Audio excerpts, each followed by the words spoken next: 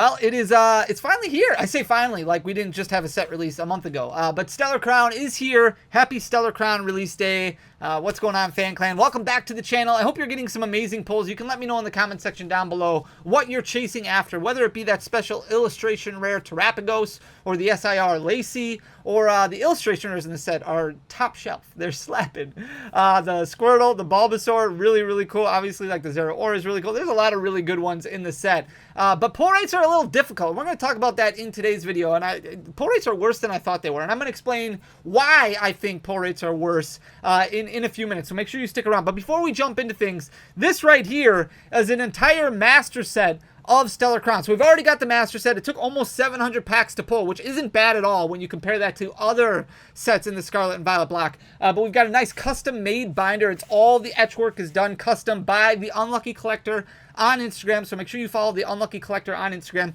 But we put together this master set, and now we're gonna give it away to one lucky subscriber. So if you want to win this master set, here's what you have to. This has every single card in it, every single card that you can pull. All the commons, all the uncommons, all the reverse hollows, the holo rares, the illustration rares, the special illustration rares. Literally any card that you can pull from Stellar Crown is in here. It's all in here, and it could be one of yours. So if you want to win, all you have to do is make sure you're subscribed to the channel. So scroll down, hit that subscribe button if you're not already subscribed, and then go to this video right up here. I'm going to put the thumbnail right up here. This is the video we released yesterday. That's the video you want to leave a like and a comment on. So hit that subscribe button and then like and comment on this video. Boom, you are entered. We're going to let the random comment picker do its thing on that video on September 27th. So 2 weeks from today, we're going to announce the winner of the Stellar Crown Master Set. So at the beginning of the video that releases on September 27th, we'll do one of these. We'll announce the winner, and that could be you. So make sure you're subscribed and then go back and like and comment on that video. I'm done shamelessly plugging everything. I want to talk about Stellar Crown. It is a fun set to open. It really, really is. And if you watch my Master Set video, it's not too bad as far as mastering goes because it is so much smaller than what we've seen. It's very close to the size of Obsidian Flames. I think there's one extra illustration rare in Stellar Crown compared to Obsidian Flames. However, Pokemon did change pull rates. So we've seen them change pull rates a couple of times now. Paradox Rift took a step back on pull rates, and we'll look at that in a second. And then Temporal Forces took like 5 steps back when it comes to pull rates. And then since Temporal Forces came out, pull rates have been way, way more difficult than what we've been used to, what we've been accustomed to in the Scarlet and Violet block. And the same thing holds true for Stellar Crown, but it takes another step further. And I think part of that is just because there are so few cards to choose from. I really think they should have like combined Shrouded Fable and Stellar Crown. There's already some cards that don't really seem to fit in Stellar Crown the way it is, so just combining them together, maybe doing like Stellar Fable, I have no idea, Shrouded Crown, I don't know, something where it's just one bigger set, because right now it just seems kind of weird. But anyways, I'm going to flip you guys around so you can see exactly what I'm talking about. But before I jump into this, I do want to say, just as a disclaimer, we opened up like 2,000 packs, a little bit over than that. That is nowhere near enough of a sample size in order to get an accurate depiction of a breakdown when it comes to pull rates for individual cards. So a lot of people think that some cards are printed more or less than another of the same rarity. So for example, the ultra rares that you see on the right hand side there, they might think that Lacey is harder to pull than Briar. I don't necessarily believe that. If you do, more power to you. I think that pull rates are very depicted based off of their rarity, and that's why we have classifications of rarity in the Pokemon card sets. So double rares, I think there is the exact amount of Venusaur EXs that have been printed as Hydrapple. Even though we pulled more Venusaurs than we did the Hydrapple, I think they both have basically the same rarity when it comes to how many have been printed, how many are in existence, and so on and so forth. So we opened up a little over 2,000 packs. I do think that that's an okay sample size to get an accurate understanding of rarity pull rates, but nowhere near. Like if you want to really break down pull rates by the individual card, you're going to need hundreds of thousands of packs, at least 100,000 packs of a sample size in order to get a good understanding of what a breakdown looks like for individual cards. So I like to preface that, and there is a lot of variance variants in here based off of just 2,000 packs. So I'm going to give you guys the information. You can kind of make the decision for yourself. But we've got everything broken down. So I've got everything laid out based off of the rarity category. So we're going to start out just kind of going through double rares so you can see any variants. I do believe batching is still an issue. And I don't know, like I know there's a lot of conspiracies behind batching, but it is a little weird that we would pull a ton of Medicham EXs, which we pulled 30 of, but then you look down at like Terapagos and we only pulled 20, or the Blastoise EX where we only pulled 19. So I don't believe that there's less Blastoise EXs that were printed. I just believe the circulation, the printing, the packaging, I just believe that batching may have been an issue and may continue to be an issue and has been an issue in the past where, you know, these certain batches get dispersed into specific locations or into specific products. For this example, we opened up a bunch of booster boxes, and Blastoise EX, we just didn't pull as many as what we pulled of Medicham EX. So we're going to go through these relatively quickly, but for the most part, 75 packs, a couple of booster boxes will give you almost every single EX that you need in the set. So you could open up a case of booster boxes of Stellar Crown, you'll get every single regular art EX, unless you do have batching issues or variance issues. We pulled 28 Venusaurs, we pulled 22 Hydrapples, 24 Cinderace. Blastoise was the only one we didn't pull 20 of. We pulled 19 of that one. Lapras 29, Greninja 23, 25 Galvantula, 27 Doxbun, 30 Medicham, 26 Lucario, 27 Garganical, 28 Orthworm, 23 Melmetal, but only 20 Terapagos. And I have had people say to me before, hey Fanny, do you think maybe they underprint cards that are expected to do really well in competitive play? I really don't believe that, but it sometimes does happen. Terapagos is the one that you want to pull the most because it does have the most opportunity in competitive play. However, that could change. If you remember when Twilight Masquerade first came out, Dragapult was the card everybody wanted. It didn't end up doing very well in competitive play, and everybody shifted over to Teal Mask Ogerpon, and then all of a sudden Teal Mask Ogerpon like blew up in price and it ended up being a $10 regular art card, and it still is kind of hovering right around that same price point. So Terapagos right now is kind of the favorite as far as competitive play goes, but it might not end up being that way. It might end up being Galvantula. It might end up being Hydrapple. It really depends on how the meta shifts in competitive play, but right now, Terapagos, which really has that Mega Rayquaza feeling from Roaring Skies as far as its attack goes, and I think that's why a lot of competitive players are excited about it. We only pulled 20 of those, unfortunately. When it comes to A-Specs, there's only 3 of them in the set. Now, this is where it gets interesting. Like, double rares, basically the same amount. I think there is the exact same amount of double rares as what we had in Twilight Masquerade, so I don't think the set size changed when it comes to double rares. A-Specs, you only have about half the same amount. So there's far less A-Specs, and because of that, we'll look at full pull rates in a minute here, but full pull rates on A-Specs look like you get less per booster box than what you did with Twilight Masquerade. However, that could be just because they printed so many, there's less available. You know, there's only 3 of them available, just Deluxe Bomb, just Grand Tree, and just Sparkling Crystal. So if you look at it, Deluxe Bomb, we pulled 35, Grand Tree, we pulled 32, and Sparkling Crystal, we pulled 28. Now, not too much as far as a variance goes. Unfortunately, Sparkling Crystal is probably the best one that you want to pull out of the A-Specs. We only pulled 28 of those. That's the one that we pulled the least of. However, most of the A-Specs nowadays outside of Prime Catcher are all relatively inexpensive anyway, so it's not really that big of a deal. Even now, looking at the prices for Stellar Crown, not that the set has been officially released for a few hours, a lot of these A-Specs have already dropped in price considerably. Ultra Rares are a huge difference. So these full art cards, the full art Ultra Rares, what used to be called just full arts, the far less in Stellar Crown than what we saw in Twilight Masquerade. So I think we're missing like 7 or 8 compared to what we saw in Twilight Masquerade. So again, a considerably smaller set, and not too bad as far as variance goes in this one. Lapras, which I actually really do like the way that those new Terra cards look. I think they look so much better than what we've had in the past with all the other Scarlet and Violet sets. And if you've seen like the rainbow outline that happens, people are referring to them now as like the modern rainbow rare or the newer age rainbow rare because it's got that rainbow border kind of outlining the card, the Terra card. It looks much better than just a gray border or just a blank border like what we've seen. It differentiates it very well from what we've seen from like the Hidden Fate set, the Paldean Fate set, and the Shining Fate set for those full art shiny cards. So I do like that a lot. We only pulled 9 of the Lapras. We pulled 15 Hydrapple, 10 Cinderace, Galvantula we pulled 12 of, Doxbun 13, Medicham 16, Orthworm 13, and then very similar pull rates for the full art trainers as well.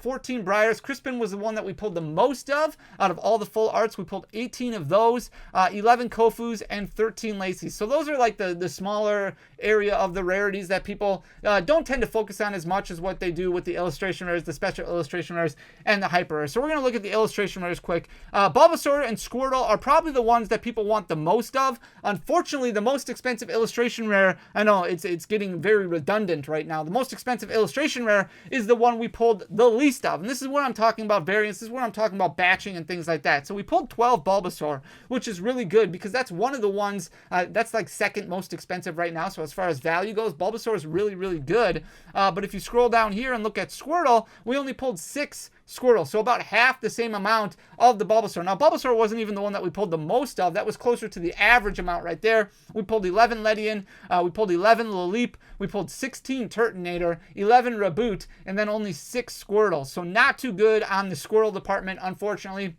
We pulled 17 Crabominable, and then 18 Joltik. Joltik was the one that we did pull the most of. Joltik is still a little bit of a surprise in the set because we just had an illustration rare Joltik in Paradox Rift. But, I mean, you have a Galvantula in the set, so I guess it makes a little bit of sense. But I feel like they could have put something... It's a cool-looking card for sure. I do like the artwork for sure, but it's a little bit interesting that we just had an illustration rare for Joltik in Paradox Rift, and now we have another one in Stellar Crown. 9 Zeraora, 9 Milcery, 13 Meditite, 10 Gulpin. Gulpin's a really cool illustration rare in the set. This big blob kind of eating a birthday cake looks really cool. And then 12 Archaludon. When it comes to the special illustration rare, and this is where things got a little bit hard, there were several booster boxes that we opened up that did not have a special illustration rare, that did not have a hyper rare. 11 out of the 20 booster boxes that we showed off on a YouTube video, they did not have either. They did not have any special illustration rare or hyper rare, which is a little bit unfortunate. So over half the boxes that we opened had neither. Some of the boxes had one of each, had a special illustration rare and a hyper rare. So variance is definitely a huge factor in this set. You could pull a booster box as bad as 11 hits, and you could pull one as many as 16 hits. So Hydrapple was the one that we pulled the second most of, where we pulled 5 of those. We pulled 2 Galvantula, 4 Darkspun, and then finally we found a card that you wanted the most, that we pulled the most of. Terapagos, the special illustration rare, was the one that we pulled the most of. We pulled 6 of those.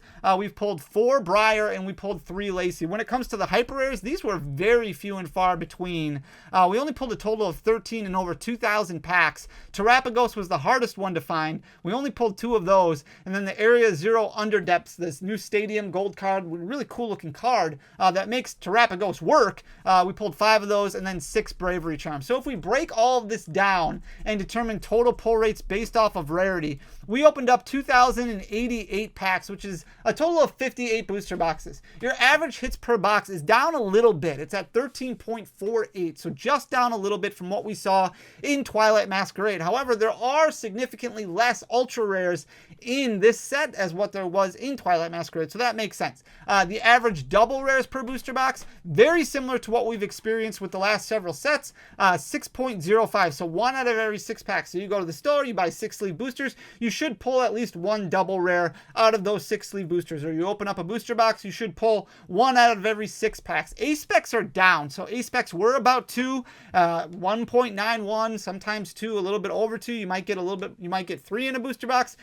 We did not open up a single booster box that had more than 2 A-specs. 1.64 is your pull rate on this one, which is 1 out of every 22 packs. So a little bit worse when it comes to the A-spec department. Average ultra rares, very similar to what we've seen in the past, 2.48 per booster box, which was surprising to me because there are so many less ultra rares in the set. But still, 1 out of every 15 packs, you should pull a booster. You should pull a full art ultra rare. So basically, half a box, you're going to pull a full art ultra rare. When it comes to illustration rares, this is when you really start noticing pull rates shifting a little bit, changing a little bit. And I think that is because the main reason behind that is because there is just so fewer available. There's only 13 illustration rares in this set, which I think is 8 less than what we saw in Twilight Masquerade. So in Twilight Masquerade, when you opened up a booster box, pretty much every single booster box you opened up would have 3 illustration rares. That is not the case for this set. You might open up a booster box that only has 2, and rarely, I never experienced it where you would open up a booster box that had 4. In Twilight Masquerade, there would be some times where we would open up a booster box and it would have 4 illustration rares. Never happened in this set at all, and it happened frequently where we only pulled 2. So 2.67 is your average amount of illustration rares per booster box, which is 1 out of every 13 packs, as opposed to 1 out of every 12 packs, which is what we're used to. And special illustration rares take a step back again. So 0.41 is the pull rate on that, which is 1 out of every 87 packs. So it used to be 1 out of every 2 boxes. Every 68, 69 packs would give you a special illustration rare. So you open up 2 boxes, you would get a special illustration rare. Not the case with this set, unfortunately. It's 1 out of every 87. So about 2.5 boxes is what it's going to take to pull a special illustration rare. And again, I think that's just because there's so few in the set. There's only 6 in total, 3 Pokemon and 3 full art trainers, or 3 special illustration trainers. And because there's less, the variance, I feel like they kind of cut pull rates a little bit on this set in order just to make it a little bit more difficult. I mean, otherwise you're going to pull them all in basically a case and a half. So I don't know. It's just, it could be a variance thing. It could just be that we got really unlucky, but I wanted to put it out there. It looks like special illustration rares are a little bit more difficult to pull in Stellar Crown than what they have been in previous sets. It may not feel that way, but the reason it probably doesn't feel that way is because there are far less in this set than what we've experienced in the past. Same thing with hyper rares. Hyper rares took a way worse turn. It's 1 out of every 161 packs right now, which is 4 booster boxes and then some. So about 4.5 booster boxes in order to pull a singular hyper rare, which is 0.22 per booster box. So